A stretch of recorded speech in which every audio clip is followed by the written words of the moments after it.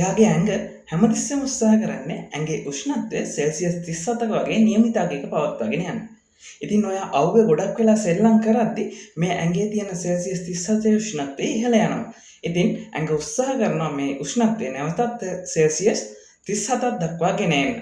මේකට ඇඟ කරන්නේ ඇඟේ පර්යන්තයේ තියෙන රුධිර නාල ප්‍රසාරණය කරනවා. මේ නිසා සාමාන්‍ය ප්‍රමාණයට වඩා විශාල රුධිර ප්‍රමාණයක් ඇඟේ සමට ආසන්නව ගමන් කරලා ඇඟින් වැඩිපුර තියෙන උෂ්ණත්වය පිට කරලා අරිනවා. ඉතින් ඔයා ඔබේ ගොඩක් වෙලා සෙල්ලම් කරලා එකපාරම නෑවොත් ඔයාගේ ඇඟේ තියෙන උෂ්ණත්වය නැවතත් පල්ලෙහාට එනවා. එතකොට ඇඟ උත්සාහ කරනවා නැවතත් මේ 37 උෂ්ණත්වය පවත්වාගෙන යන්න. මේ හින්දා ඇඟේ තියෙන රුධිර නාල එක්වරම සංකෝචනය වෙන්න පුළුවන්. මේ නිසා ඔයාගේ මොළයට යන රුධිර ප්‍රවාහයත් එකපාරම අඩු වෙන්න පුළුවන්. මේ හින්දා ඔයාට එක්වරම කලන්ත ගතියක්, ඔළුව කැරකෙවිල්ලක් සහ හිස කැක්කමක් වගේ දේවල් ඇති වෙන්න පුළුවන්. ඉතින් කොහොමද අපිට මේක වළක්ව ගන්න පුළුවන්? ඔයාට පුළුවන් අවුවේ සෙල්ලම් කරාට පස්සේ විනාඩි 15ක් 20ක් වගේ ප්‍රමාණයක් රෙස්ට් කරලා ඊට පස්සේ නාන්න. මේ වෙද්දි ඔයාගේ ඇඟේ උෂ්ණත්වය නැවත සාමාන්‍ය මට්ටමට එන හින්දා ඔයාට කිසි ප්‍රශ්නයක් වෙන්නේ නැහැ.